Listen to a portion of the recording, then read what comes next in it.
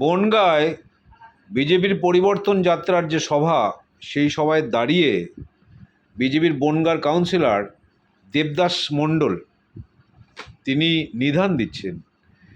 সমস্ত নমশূদ্র মানুষকে তিনি নিদান দিচ্ছেন, যাদের নাম এসআরের পদ্ধতির মধ্যে দিয়ে বাদ গেছে তাদেরকে নিদান দিচ্ছেন।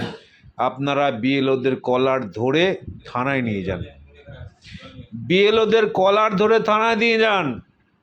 বিএলওরা যে কাজটা করেছে, নির্বাচন কমিশনের কাজ করেছে, তাদেরকে নিদান দিচ্ছে, তাদেরকে কলার ধরে থানায় নিয়ে যান। এ ধরনের বক্তব্য যারা রাখে প্রকাশ্য সভায়, এদেরকে জেলে বন্দি করে রাখা উচিত। এরা জানে না এরা কি বলছে, এরা যা করে ঠিক তার উল্টোটা বলে। তৃণমূল কংগ্রেস এবং আমরা মমতা বন্দ্যোপাধ্যায়ের সৈনিক, আমরা সবসময় সোচ্চার ছিলাম এসআইয়ের মধ্যে দিয়ে যেন এদের নাম বাদ না যাওয়া হয়। আপনারা 1,36,00,000 মানুষের নাম বাদ দিয়েছেন এবং আপনারা ফর্ম 7 জমা দিয়ে আরও অনেক নাম বাদ দেওয়ার চেষ্টা করেছেন। আমরা রুখেছি সেটা। ফর্ম 7 জমা দিয়ে যদি আরও বেশি নাম বাদ দিতেন তাহলে 1 কোটি না 2 কোটি নাম বাদ যেত।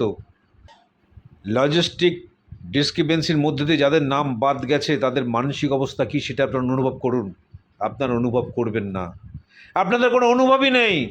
আপনারা যা খুশি তাই বলবেন, যা খুশি তাই করবেন। পশ্চিমবঙ্গের মানুষও সেটা বোঝে। আগামী নির্বাচনে পশ্চিমবঙ্গ হবে বিজেপি শূন্য, কথাটা মনে রাখবেন।